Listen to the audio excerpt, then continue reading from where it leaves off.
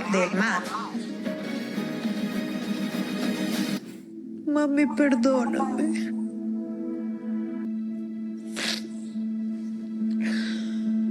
30 days. That's all the time she had left in the country she once believed would change her life. Jasmine Pineda, in a single government-issued letter, went from reality TV star to deportation subject. No warning, no gray area, just 30 days to pack up the American dream and leave. And somehow, it gets worse. Because while Jasmine's mind were spinning through panic, immigration attorneys, and the fear of starting over, Matt, her partner, the man she trusted to be her support system, was nowhere to be found. He didn't just back away. He vanished. Not for a day, not for a fight. He ghosted her completely and stepped right into the arms of someone new. And this wasn't a spur-of-the-moment thing. According to receipts Jasmine uncovered, and DMs later leaked to eager eyes behind the scenes, Matt had been quietly nurturing a secret relationship for months. Full-on commitment level. Sweet nothings, late-night calls, weekend plans. Jasmine was sobbing into her pillow, Googling immigration loopholes. And Matt?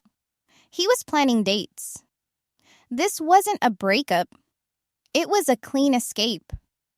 To understand how earth-shattering this moment was, you have to remember who Jasmine is. Love her or hate her, she's not a passive character. She left her family, her kids, her language, her life in Panama to chase this relationship. For seasons, we've seen her ride emotional highs and humiliating lows, from her explosive fights with Gino to her breakdowns in confessionals. But in the end, she kept thinking the pain would be worth it. That America was her fresh start.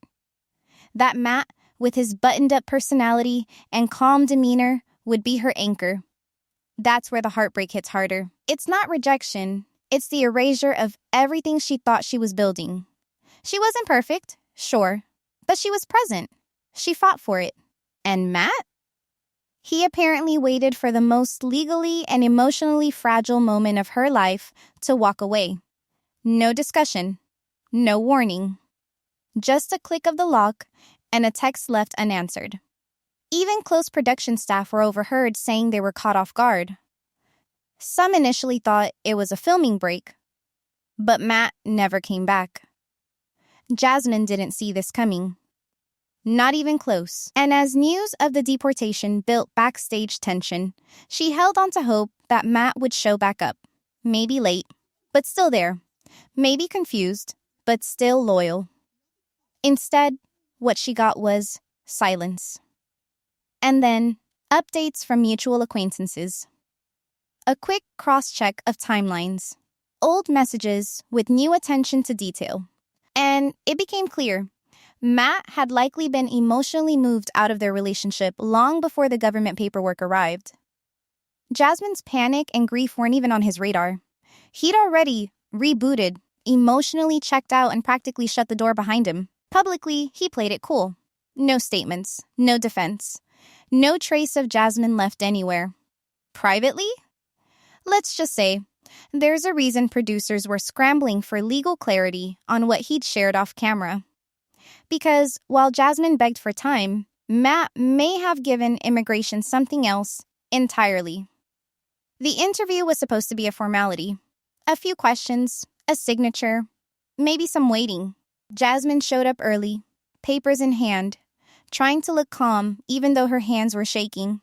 She'd come too far to mess up now. This was the final step, the last hurdle before her life in America could finally feel permanent.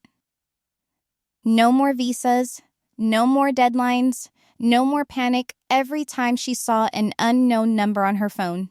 She just had to sit across from an immigration officer, talk honestly, and prove what her entire storyline was built on. Stability. Love. A real relationship. But the second she sat down, everything unraveled. They didn't start with small talk. They dove straight into specifics. Dates, timelines, what time Matt woke up, who cooked dinner, how chores were divided. And Jasmine, normally quick-witted and sharp, started slipping. Her answers weren't lining up. She panicked. She overcorrected. Then it happened. The moment no one could believe. When asked about her weekday routine, Jasmine accidentally said Gino's name. It came out like muscle memory, a leftover from years of messy history, night fights, makeup sessions, threats, and fake endings. But it was the wrong man, in the wrong conversation, at the worst possible time. The agent nodded, wrote something down. Jasmine caught it. The vibe had changed, from professional to skeptical. The questions got tighter, not accusations yet, but close, subtle doubt, measured silence between questions. Follow-ups that felt pointed. They'd clearly done their homework, her social media patterns, her TV timeline, the producer's version of her relationship with Matt. And now, this unguarded moment may have snapped the final thread. When she walked out of that office, she didn't say a word. She clutched her bag like it might fall open and spill her world out onto the floor. She knew it hadn't gone well, but she didn't quite clock the scale of the damage. Not until the letter came. 30 days. A court-ordered notice. Leave the United States or face enforced removal. No appeal granted. No waiting period. Just go. She didn't scream at first. She didn't throw anything. Jasmine went quiet. Too quiet. Then the phone call started. Friends back home in Panama heard barely coherent whispers between sobs. Her immigration lawyer got flooded with frantic voice messages. Someone from the crew reportedly said she tried to call TLC legal assistance, begging for a contact. Anyone who could intervene, speed up an appeal, fight the ruling. They couldn't. They wouldn't. And here's where it cuts deeper. Jasmine wasn't afraid to go back to Panama because she thought she was too good for it. She still loved home. But that place wasn't just memories. It was wounds. It was mistakes. It was unfinished chapters. She'd left everything. Her home, her children, her pride. Because this country and this man were supposed to be the start of something better. Now she was scared of returning there carrying failure like luggage, scared of what people would say. Terrified that all the pain she lived on camera would have no payoff, just footage of breakdowns, and edits of a woman looking unglued. In private, she spiraled. She barely slept. She barely ate. She wore the same baggy clothes for 3 days and couldn't finish a sentence without choking up. She made 20 calls to immigration support lines in a single day. She shook while waiting on hold. She told one friend she felt like she was being buried alive, wide awake, arms tied, and no one digging her out. And yet, through all of this, there's one name she kept whispering like a question she couldn't stop asking. Matt. Not because she wanted him to fix it, but because she couldn't wrap her head around where he even was.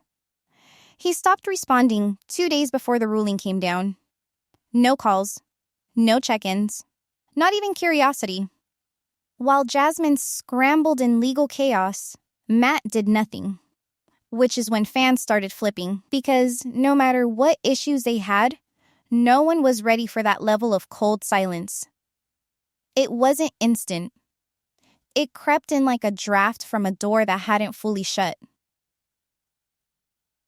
At first, Jasmine just thought Matt was stressed. Filming had long days, and their immigration stress felt like a pressure cooker. So when he started pulling away, replying later than usual, drifting through conversations like his body was present, but his focus was somewhere else, she told herself it was temporary. Everyone's allowed to mentally check out sometimes. Right? But the silences got longer. The explanations got lazier. He'd mumble about being tired, about work emails, about not sleeping well. The camera might have caught them brushing teeth and smiling on the couch. But off-screen, Jasmine was starting to feel like she was having conversations with Matt's absence instead of his presence. Then there were the filming breaks. Moments when production paused, when no lights were on and no makeup chairs were spinning. Matt would disappear for hours. No real plans, no shared schedules, no recap of where he'd been. Jasmine kept noticing. He'd return more relaxed, more emotionally distant, and less interested in anything that involved the word future. Still, she clung to hope. Because why wouldn't she? He hadn't left. He hadn't said anything was wrong. She kept telling herself she was being dramatic. Paranoid. Maybe this was her trauma talking. Until his tablet lit up. He'd left it charging on the couch. The screen pinged with a message, not from a friend, not from a family member, but from a name Jasmine didn't recognize. A heart emoji, followed by "miss you already." Her stomach dropped. She stared, froze. Something inside her told her not to open it, and something louder inside her told her to do it now, before he deleted everything. What she found was worse than anything she'd prepared herself for. Dozens of messages, shared photos, voice notes, video calls, conversations full of inside jokes, pet names, and future plans. Things like, "once filming ends, I'll be done." Phrases like, "you're the piece I actually want." The clues weren't subtle. They were time-stamped, dated, placed during the exact weekends Jasmine had sat alone in their shared apartment wondering why he wasn't texting back. He hadn't just cheated. He'd built a whole life outside their relationship. One that looked nothing like the version of him Jasmine had been trying to hold together on camera. The worst part? This didn't look like a side fling. It had structure, investment, emotional scaffolding. Matt wasn't escaping a hard relationship. He was rebuilding a clean one while pretending the first wasn't burning to the ground. Jasmine felt sick. Betrayal isn't always loud. Sometimes it's a rolled-up t-shirt tossed into a duffel bag before a fake photo shoot. Sometimes it's a man saying "love you" to one woman while texting another 10 minutes later. When she confronted him, she wasn't angry. Not yet. She stood there, tablet in hand, barely able to breathe through the panic twisting through her body. She asked him why. What she got in return gutted her more than the affair. Matt allegedly looked at her, calm and emotionless, and said, "You drain me." 3 words, no yelling, no apology, no shame. And just like that, the years of long-distance effort, public vulnerability, visa stress, and genuine heartbreak were reduced to a diagnosis, as if her emotional reactions invalidated her very place in his life. To him, she was too much, too loud, too desperate. And when someone labels you as a problem, it gives them all the reason they need to run. That's what stung her deeper than the betrayal itself. Not just that he left, but that he made her the reason for it. A private villain in a story she didn't even know she was starring in. But here's where things shift from betrayal to strategy. Because while Jasmine was neck deep in immigration fear, Matt was allegedly telling the new woman something different. According to screenshots that later surfaced through fan chatter, he had pre-framed Jasmine to sound unstable. Not just hurt, but obsessed. He'd told this new woman that he was only staying with Jasmine for the show, that she was manipulative, volatile, and that she knew it was over, but wouldn't let go. And let's just pause here for a second. That's not messy. That's methodical. That's Matt setting up a safety narrative, making sure that if Jasmine ever reached out to this other woman, all she'd hear were echoes of his version, where he's the victim, and Jasmine is the flames burning down the bridge. He didn't disappear without a trace. He made sure his tracks were covered in pity. To some people, Matt might seem logical, measured, quiet, maybe even overwhelmed. But to others, this wasn't detachment. It was control with a calm face. And using drama as a deflection is the oldest trick in the emotional gaslighting playbook. You label someone too emotional, and suddenly, nothing they say matters. It's convenient, almost comfortable. Jasmine, meanwhile, was left questioning her own memory. For days, She replayed every moment. Her tears, their fights, the good days, their plans. Was any of it real? Did he lie the entire time? Or had he started rewriting their story halfway through and never told her? That's the confusion betrayal leaves behind. It doesn't just break trust, it shatters self-perception. She wasn't naive, but she didn't expect this level of double life. And neither did the people closest to the show. One production assistant later admitted Jasmine's reaction was the most raw thing they'd ever seen outside of a hospital. She collapsed. Fully collapsed. No sound. No tears. Just her body folding like it couldn't hold the grief. And yet somehow, there was still more. Because Jasmine wasn't the only one who believed Matt's story. She was just the only one he left behind before moving on. By the time Jasmine was crying on the kitchen floor, rocking back and forth with both hands over her face, the cameras had already been rolling for hours. Crew members watched her movements through headphones and screens, whispering into walkies, unsure whether to keep filming or step in. This wasn't a staged argument or a dramatic walkout. This was a woman breaking. Her voice shaken beyond repair, her breath short, her body too exhausted to hold itself together. And the question hung silently behind every lens: when does documenting pain turn into feeding off it? Jasmine wasn't just hurting. She was unraveling. And some people were ready to turn that agony into primetime gold. There were days she refused to be mic'd, days she sobbed uncontrollably during setups. Producers whispered about what to keep and what to cut. Some wanted to scale back. Others argued this was exactly what fans were glued to. These weren't minor meltdowns. Jasmine was hitting a psychological freefall right in front of production trying to schedule call sheets. Not because she was looking for sympathy, but because she was cornered. She had no money for a new immigration lawyer, no stable support system, no partner, no protection. The show had been her only safety net, and now it felt like a machine still turning, whether she survived or not. She pleaded with producers, multiple times, asked if TLC, with all its legal power and resources, could intercede. Delay the deportation process.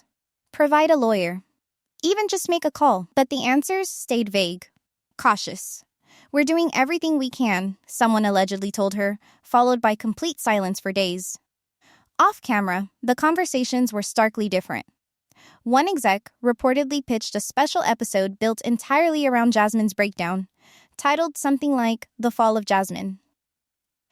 Another shot the idea down instantly, saying she needed help, not a headline. The room was divided. Some felt sick watching her cry.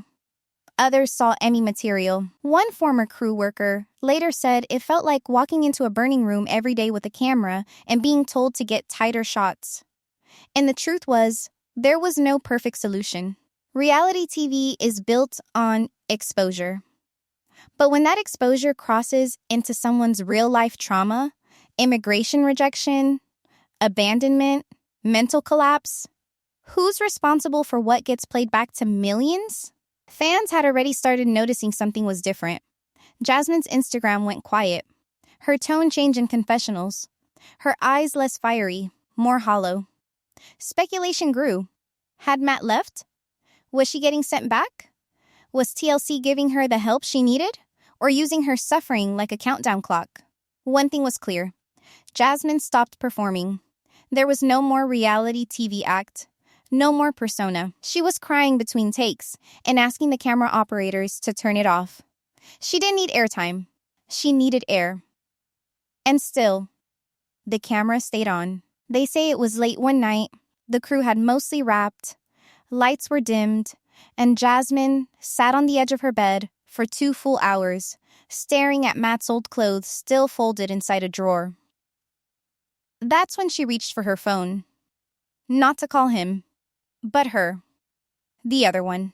The woman Matt had been messaging, planning with, maybe even promising the same future Jasmine thought was hers, and no one on set saw it coming. Because what unfolded next changed everything. Jasmine's fingers hovered over the screen, trembling. Matt's tablet was still open on the dresser. The last message from the other woman was still visible. "Did you tell her yet?" Followed by a heart emoji. That line looped in Jasmine's mind like a skip in a broken track. Because no, he hadn't told her anything. Not about the relationship, not about the plans, not even about walking away. He'd let her find out by accident. And now, here she was, holding the proof of a life he built outside of hers, choking on silence. For hours she paced. The number was right there. She could have ignored it, blocked it, smashed the device to pieces. But the urge for clarity overpowered the chaos. She needed to hear it from someone. Someone who wasn't hiding. Someone who might still be telling the truth. So, Jasmine took the phone into the bathroom, locked the door, and hit call. The voice that answered was soft, cautious. Not what Jasmine expected. Not confrontational. Not confident. The woman on the other end didn't bark back or slam the line down. She sounded surprised. She asked, "Who is this?" Jasmine's voice cracked before she could respond properly. She introduced herself in a shaky, strangely calm tone, like if she let it waver too much, she might not survive the next 5 minutes. "This is Jasmine," she said. "Matt's fiancé." The line went so quiet, Jasmine thought it had disconnected. But then, she heard a small intake of breath. The other woman's tone dropped, and the first thing she said was, "Oh my God. He told me it was over months ago." What followed wasn't a screaming match. It wasn't two women clawing at each other through a phone line. It was worse. It was a quiet collapse of illusions on both ends. Because in that moment, it became clear that both of them had been living inside Matt's tailored narratives. Jasmine wasn't the crazy ex trying to cling to screen time. And the new woman wasn't necessarily the heartless mistress. Each believed they were the one Matt was serious about. Each thought the other had already exited the picture. Jasmine asked questions, rapid fire, desperate, needing timestamps, confirmations, something to help her make sense of it all. And the more details the woman gave about text chains, about video calls while Jasmine was asleep, about Matt's promises to move in after shoot wraps, the more Jasmine's chest physically hurt. She wasn't unlucky. She was replaced. Quietly, strategically, and broadcast to the world as if it never happened. But there was something else buried in that conversation that cut deeper than cheating. The other woman claimed Matt told her Jasmine was emotionally unstable, that she was aggressive during fights, that the show needed her for ratings, but that their bond had ended long ago. From the new girl's perspective, Jasmine was part of the industry machinery, a character, not a real person. Background noise in a soon-to-end scene. That's when Jasmine broke. For real. Because she had tried so hard to be genuine. All those confessionals, all that vulnerability, the screaming, the crying, it wasn't for the camera. It was her actual breakdown, getting stitched into an entertainment package. And now, she was hearing that this image, this raw version of herself, had become ammunition in someone else's narrative. She felt stripped of her identity without ever being in the room. Matt hadn't just rebranded their breakup, he'd reframed her entire existence to someone new. What started as heartbreak smoothed into erasure. The call lasted nearly an hour. There were points they both cried. Points where Jasmine repeated herself in disbelief, just saying, "He said that? He really said those exact words?" And at one point, the other woman replied, "Yes, but now I don't know what to believe." The call ended not with resolution, but with silence. Because there was nothing left to prove. Jasmine had been lied to. And maybe, So had the other woman. In different ways, at different times.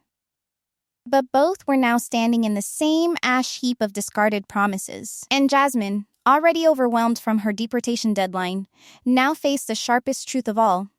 She wasn't just abandoned. She'd been humiliated on multiple fronts. Gaslit, privately. Disregarded, publicly. And documented the whole way down. The betrayal she felt wasn't confined to one man.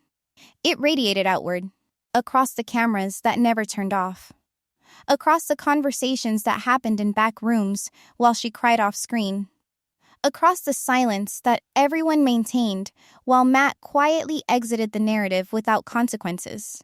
She wondered why no one told her, why no one warned her, why she had to find out like this. And the cruel part? Moments like this make you question everyone. Who was protecting the story? And who was protecting you? But then, out of nowhere, while she sat on the bed, still holding the phone in her lap, another name appeared on her screen. One she hadn't seen in a long time. Gino. And the message wasn't random. It was short, delicate, and too perfectly timed to be coincidence. The apartment looked nothing like it had during the early episodes. The bright throw pillows were gone. The fridge was empty. One suitcase, half-zipped, sagged open on the floor next to a pile of folded clothes that Jasmine kept packing and unpacking every few hours. She couldn't decide what to take. Not because she didn't know, but because none of it felt real anymore. Her motions were automatic. Pick up. Fold. Stare. Cry. Sit still. Breathe, if she remembered. Everything she did seemed to echo too loudly in the silence Matt left behind. The walls still smelled like his cologne. The cabinets still closed the way he liked them. But the man who promised her a new life had taken everything except the dishes and his detachment. Jasmine had stopped speaking much. Even confessionals were cut short. She'd sit in the interview chair and barely mumble. Producers fed her questions, one-word answers. She wasn't being difficult. She was emotionally shut down, protective. The fire was officially out. She did leave a few voice recordings, private ones, for fans, maybe for herself. One of them caught crew off guard. She started with, "If you're hearing this, then you saw me go." Then silence filled the next 10 seconds as she tried to compose herself, but the breath caught in her throat. "I'm sorry if I made a fool of myself," she finally said. Eyes locked on the TV's black screen across the room. "But I wanted it to be real. I wanted someone to see that I wasn't acting. I was really trying." She thanked fans in a whisper, said she knew people would laugh, that some would say she was too emotional, too unstable, too dramatic. But if I didn't feel this deeply, I wouldn't have risked everything for it. Then she started to cry. Soft, slow tears that didn't need much sound. Just bare grief. As her departure drew closer, the crew became more hesitant. One cameraman reportedly lowered his lens more than once during filming. He said later it didn't feel like a show anymore. It felt like a goodbye you weren't supposed to watch. The online timeline started catching up. Clips leaked. Fan theories exploded. Some cast members weighed in, subtly, cryptic story posts, likes on sad tweets, silent unfollowings. A few defended Jasmine publicly. Others distanced themselves. No one wanted the blowback of affiliating too closely with the story spiraling this badly. And Matt? Offline. Silent. Scrubbed. The fans didn't stay silent, though. Comment sections turned brutal. Tweets ripped through his image. Even Reddit threads got locked to control the temperature. On screen, Matt had played quiet, measured, composed. But off-screen, the optics were tanking. People weren't okay with a man silently ghosting a woman preparing to be uprooted from the country. Especially not someone who'd left her while the cameras rolled, knowing every frame would haunt her later. But more haunting than the footage was Jasmine's new stillness. She wasn't fiery anymore. She was numb. The tearful confrontations and loud confessionals had collapsed into long pauses and flat stares at her reflection. Crew members said she started pacing at night, talking to herself, then stopping mid-sentence like the words didn't matter anymore. She'd wake up drenched in sweat, crying into a pillow she no longer fluffed. Every item she touched hurt. Shoes she bought for date nights never taken. A pink hoodie Matt had once said looked cute on her. Photos she'd taken for their couple's profile. She started throwing some things away. It wasn't rage. It was grief cleaning up behind itself. They filmed it all. Even the silences. And when she hugged a producer goodbye and said, "Thank you for trying," it hit harder than some of her strongest fights ever did. Because that told the whole story. She didn't expect to win anymore. She just hoped someone had tried. Her final night in the apartment was dead quiet. Jasmine collapsed on the bathroom rug and refused to move for almost an hour. She whispered prayers in Spanish, rubbed her hands flat on the tile like she was trying to remember what the floor felt like so she wouldn't forget the place. TLC had offered to book a private car to the airport, and she said yes, not because it was easier, but because riding with the camera operator felt colder. The morning came. Jasmine didn't fix her hair. She didn't wear makeup. She wore a hoodie, tied tightly around her face. Her knees shook when she walked down the hallway, waving at no one. But in the chaos of that departure, somewhere between the folded jeans and last stare at a window, Jasmine had pulled out her phone and recorded one final voice note. And no one, not the producers, not the crew, not even the network, was prepared for what she said in that last minute before stepping into the car. The backlash didn't wait for the season to finish. It started the moment Jasmine vanished from her apartment. Her departure teased in trailer clips like a farewell no one knew was real. Until it was too late. TLC posted previews. A crying Jasmine sitting on the suitcase. A slow shot of her walking down the hallway. The silence louder than anything she'd ever screamed. And right behind it came the tidal wave, fan outrage, online threads dissecting every Matt moment, every facial expression, every miscue. Viewers started connecting dots that were sitting there the whole time. How quiet he'd gone. How little he'd engaged. The emotional exit signs he'd apparently installed months before the cameras caught up. Some fans defended him. Most didn't. They didn't care that he claimed to be overwhelmed. What they saw was cold silence in the face of someone publicly falling apart because of a system he once pretended to stand beside. Matt scrubbed his socials. Archival wipe. Comments turned off. Posts deleted. The profile that once showed filtered photos of brunch dates and soft smiles now felt like the remains of a ghost. The new girlfriend? Silent. She hadn't expected to be exposed to a tidal wave of digital opinion, even though, in her DM thread, she'd once called Jasmine just for TV.